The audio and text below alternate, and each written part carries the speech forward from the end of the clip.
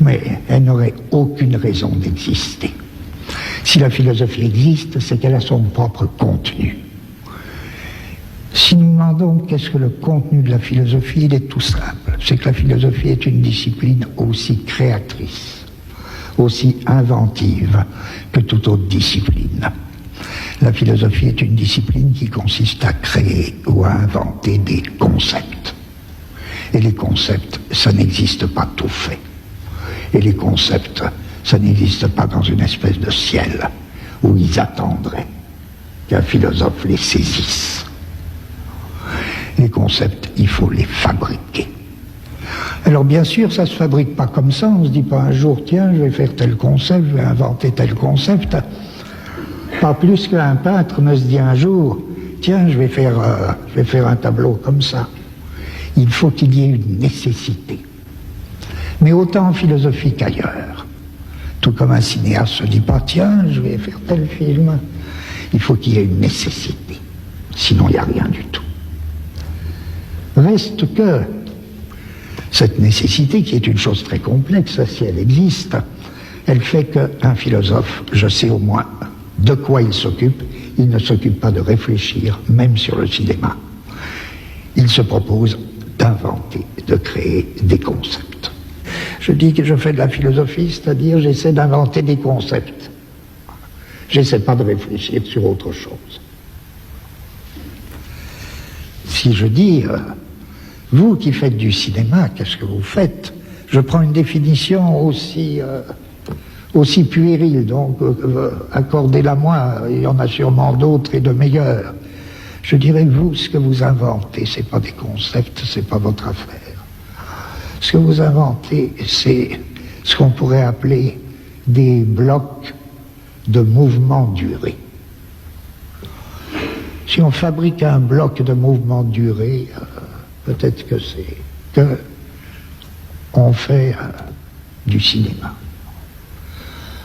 Remarquez, il n'y a pas question d'invoquer une histoire ou de la récuser. Tout a une histoire. La philosophie aussi raconte des histoires. Elle raconte des histoires avec des concepts.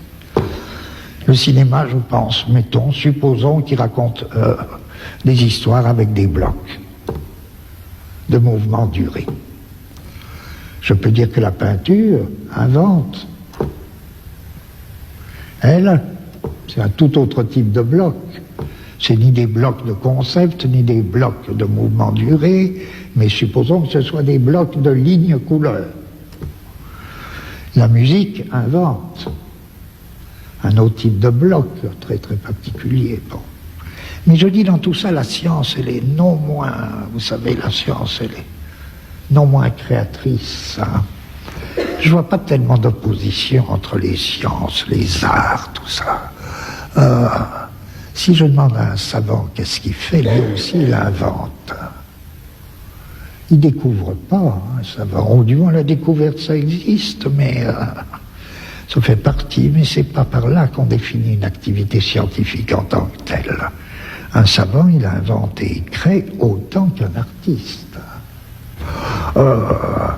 Si n'importe qui peut parler à n'importe qui, si un cinéaste peut parler à un homme de science, si un homme de science peut avoir quelque chose à dire à un philosophe et inversement, c'est dans la mesure où, et en fonction de leur activité créatrice à chacun. Non pas qu'il y ait lieu de parler de la création c'est plutôt quelque chose de très solitaire non pas qu'il y ait lieu de parler de la création, mais c'est au nom de ma création que j'ai quelque chose à dire à quelqu'un.